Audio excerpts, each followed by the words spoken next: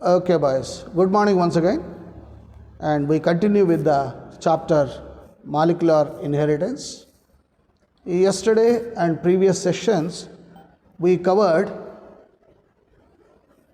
about DNA, its structure and contribution, who discovered DNA, and what are the various experiments they have done to find out the structure of DNA. And finally, we concluded that DNA has got double helix model. Most appropriate and approved one is double helix model. Now in this session, we are going to talk about some more experiments conducted by different scientists to ascertain that DNA is the genetic material. Okay? So we study all this under search for genetic material. Normally, there are 3 experiments. Normally, out of 3, 1 experiment will be asked in your board exam for a major question. It's a 5-mark question. So you need to understand correctly. Once you understand, then write at least once or twice major concepts of the experiment. And also you must remember the gentleman who has performed that experiment. Okay? Now, as part of it, we go for the first one. What is the first one? An experiment conducted in 1928, way back, by a gentleman called Frederick Griffith. Okay, so it is famous as Griffith's experiment. Right. Now let me see if the room is unlocked. Yes. Okay. Right. So the experiment, which has become very famous as Griffith's experiment, has proved that probably DNA is the genetic material. Okay? It has given a clue for all of us that DNA must be the genetic material. How he has proved? Let me first show you that person. So he is the gentleman, Griffith. So he called the experiment as transforming principle. So the experiment is famous now as Griffith's transforming principle experiment. I repeat, Griffith's transforming principle experiment. See, transforming something that is changed, something that is responsible for the change, and there is a principle involved in that. What is the principle? So what Griffith has done, he has taken 2 organisms for his experiment. One is the mice, okay, and the second one is streptococcus. One is the mice, another is the streptococcus. Are you able to listen? Hello? Vivek? Right. So one is the mice, another is the streptococcus and the species pneumoniae. And all of us know that streptococcus has got 2 strains, 2 variants. One is smooth strain, okay, variety. And since it is smooth surface, we call it S strain or virulent. Virulent. Why is it virulent? Okay. Hello. Yes, sir. You are able to listen? Now, yes, sir. Now audio. Yeah, there is a signal being lost. Yeah, now it has come back. Right. Okay. So,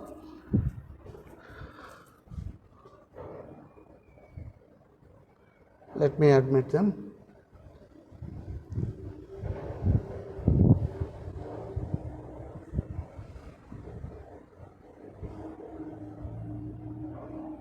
Yeah. Okay. So, it is famous as Frederick Griffith's transforming principle experiment, and he has taken 2 organisms for his experiment. One is the mice. Mice means small sized rats. And another one is the bacteria, Streptococcus pneumoniae. As the name indicates, the species name, pneumoniae, the one that causes pneumonia, lung disease. And it has got two variants. One is the S strain, means smooth strain. Another is the rough strain, R strain. And S strain is virulent. Virulent means it spreads, it causes disease and spreads. Okay? Right. 1 minute. Yeah. Right. So, the S strain has polysaccharide mucus coat and it causes the disease, pneumonia. Okay. Second one is the right strain, R strain, which is non-virulent and it has no mucus coat. So, it do not cause any disease, pneumonia, right? Now, what is that he has done? Rakesh, this is what he has done.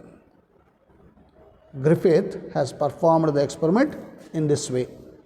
One, you can see here, first one, he has taken S strain variant. Okay, now you should focus on teaching, learning. Don't worry about the technical issues. They will be temporary. They just come and go, right? Focus on the teaching, learning and the slides that I am showing you. Rakesh? Right. So, in figure 1, you are seeing that S strain, which is alive, living S strain is taken and injected into mice. Okay? Immediately, you know, just now I said S strain causes disease, pneumonia. It's virulent, we said. And having virulent, what happens? Once it is injected into mice, the mice dies. That means something from S strain has gone into the body of the mouse and kills it. Okay? Next, what he has done, second one, he has taken R strain, rough strain of the bacteria, injected into the mice and surprisingly the mice is alive. Okay? The mice is alive. Then third time what he has done, he has heated the S strain. Okay? Boiled it. He has taken water, put that streptococcus bacteria and heated and they killed the bacteria. So, S strain heat killed, injected into mice. And what happened? Mice is alive. Even though he has boiled it, still it is alive. Now what he has done, experiment number 4, you can see here. He has mixed both, that is the S strain and the R strain. But S strain, remember, what is that? We have killed it, heat killed. So, fourth time what he has done, heat killed S strain plus R strain, live, injected into the mice. And what happened? Unfortunately, mice died. So, what is the conclusion that we can give?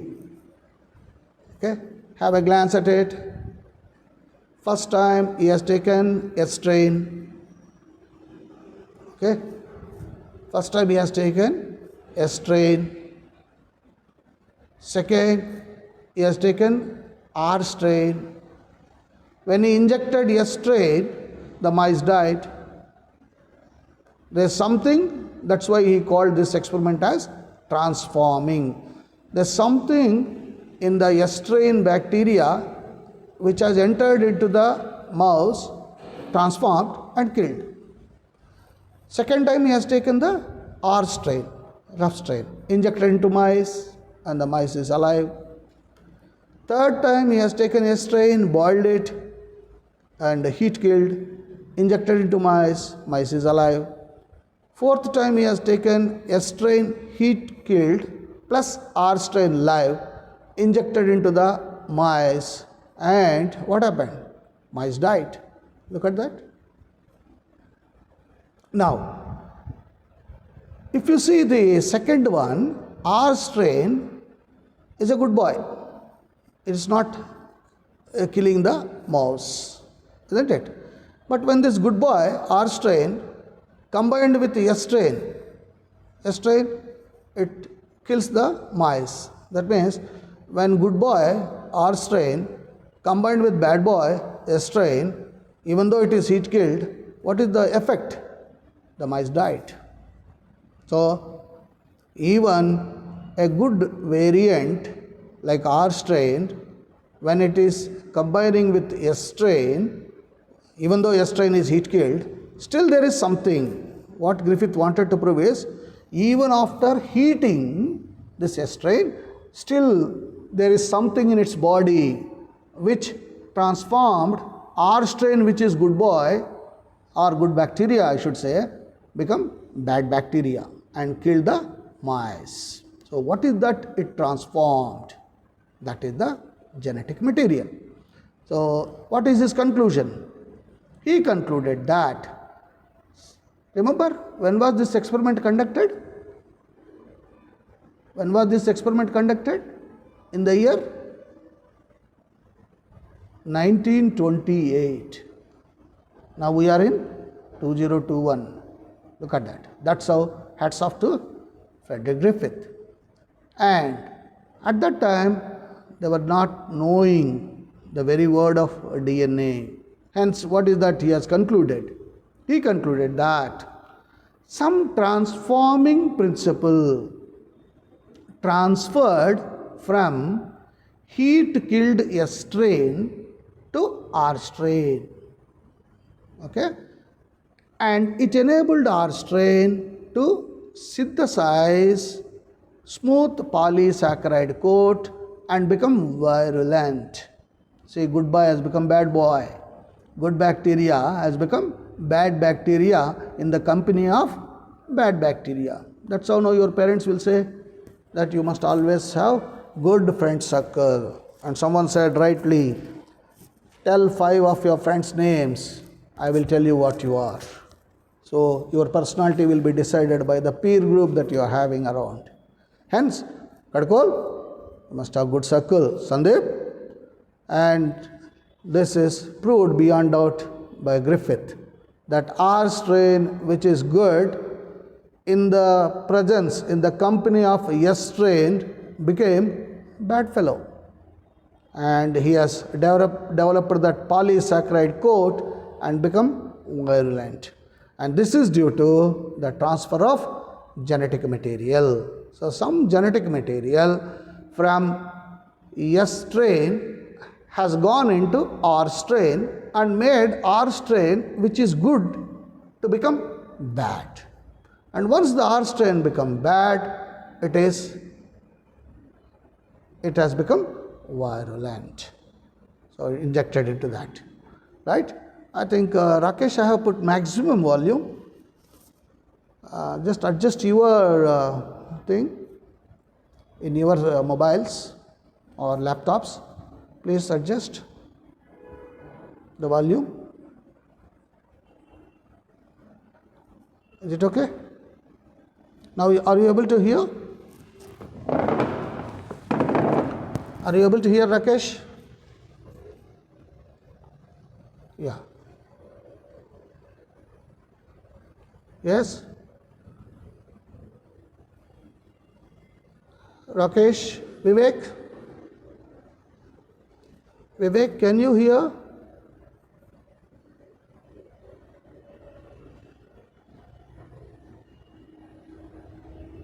Yes? Are you able to hear or not? Please respond.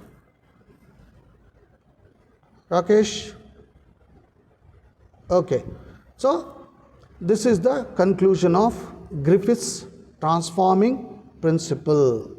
And this is how he has conducted. And this is followed by another experiment done by 3 scientists. You can see the photo of them. One is the Oswald Avery, the second one is Colin MacLeod, and the third one is McCarthy, McLean McCarthy. And what is that they have done? They worked to determine the biochemical nature of the transforming principle in Griffith's experiment. See, first experiment which we described just now is Griffith's transforming principle. So these 3 gentlemen wanted to know what exactly the transforming principle is. What are the chemicals that are present in them? So they have done a wonderful experiment. That is, they purified biochemicals, that is proteins, DNA and RNA, from heat-killed S cells using suitable enzymes. So, what is that they have done? Look at this. Yeah. Now they have taken the S strain and heated it, so it became heat-killed S cells, and now one by one they removed. First, look at that, lipids they removed, then carbohydrates they removed. Now what is left out? Lipids are out, carbohydrates are out. Left out is DNA, RNA. So once the DNA, RNA is done, look at that, they have mixed DNAs in enzyme which dissolves the DNA. So once DNA is used, DNA gets dissolved. RNA is used, RNA gets dissolved. So no DNA, no RNA. And proteases, once the enzymes protease are used, there will be no protein. So they are able to dissolve all the chemicals that are present in the S strain. Now they have performed the control experiment. What is the control experiment? They discovered that digestion of protein and RNA. How to digest protein? By using proteases. And how to digest RNA? By using an enzyme called RNase. And when they dissolved protein and RNA, it did not affect transformation. Means the transforming principle started, that is, the R strain became still bad. So what is left out? Transforming substance cannot be obviously either protein or RNA.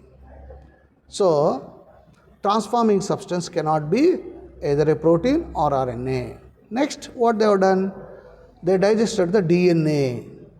Digestion of DNA with DNAs inhibited transformation. It means the DNA caused transformation of R cells to S cells. That means the next part of the experiment what they have done is they used an enzyme called DNase. And when they used this enzyme DNase, with the help of that, they could dissolve DNA present in the strain, S strain. The moment DNA is dissolved, they conducted again that mouse experiments and no transforming principle. So that gives a conclusion that DNA caused transformation of R cells to S cells. A good bacteria becoming bad bacteria is because of the transfer of DNA. Hence, they proved beyond doubt that DNA was the transforming principle. Now, same thing they have used here, see. So, they have taken the heat-killed S cells, bacteria, okay, Streptococcus pneumonia, and heated, and put first the enzymes which dissolve lipids. So, lipids are removed, lipids means fats. And second, they put the enzymes that dissolve carbohydrates. So, carbohydrates are removed. Now, proteases, proteins are removed. Next, RNase, by using RNase, RNA is removed, right? And what is left out? Only DNA. When DNA is used, the problem came. Now, add R cells, basically you have taken S cells, add R cells, okay, to that. And when S cells appear, transformation occurs. Here two experiments you see. When we add R strain, rough cells, rough strain to S strain, the transformation occurs. Whereas when add R cells, no S cells, no transformation because DNA is not there. So you have to see this picture in a vertical fashion. Like first use enzymes called proteases. When proteases are used, proteins are dissolved.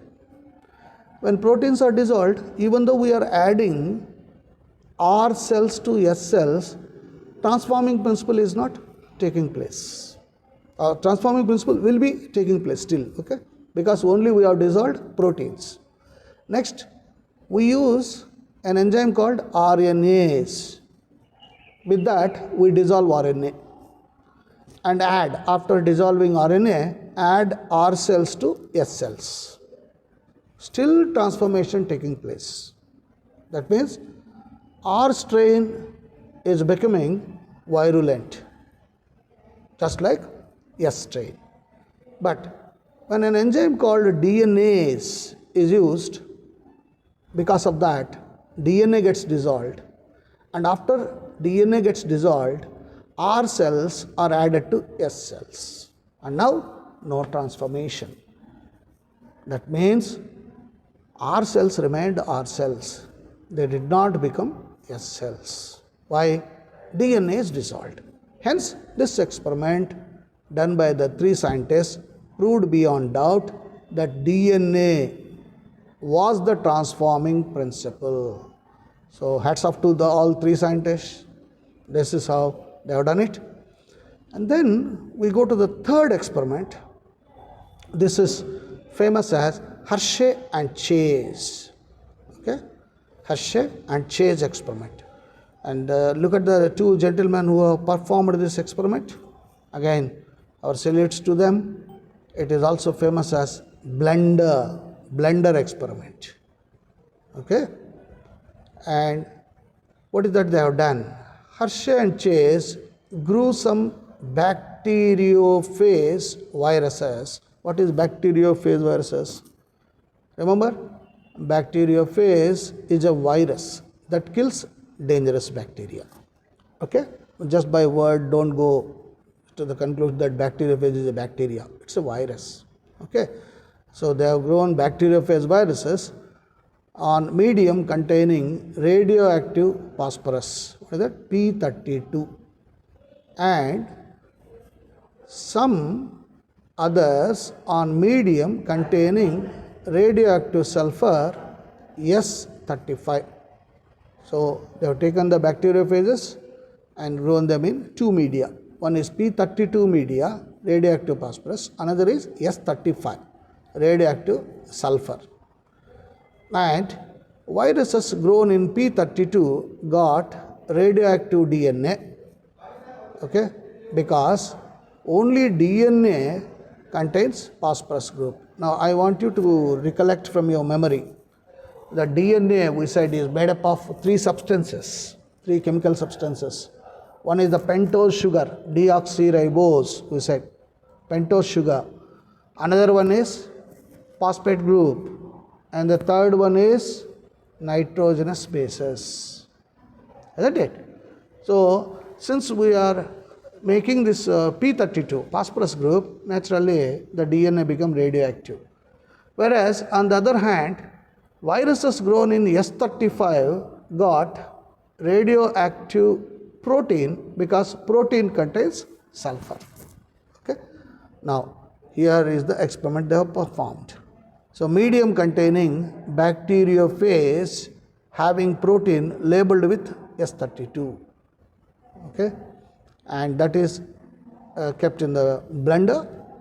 Okay, let me explain this further. Yes, you can see the DNA and radioactive protein. So basically it's a bacterial cell. And medium containing bacteriophage having DNA labeled with P32. So one is the sulfur S35, another is the phosphorus P32. Now once this is done, now what happened? All of us know that in the bacteriophage, DNA will be in the head region and remaining will be protein coat. So the remaining portion, that capsule, become radioactive with the sulfur 35.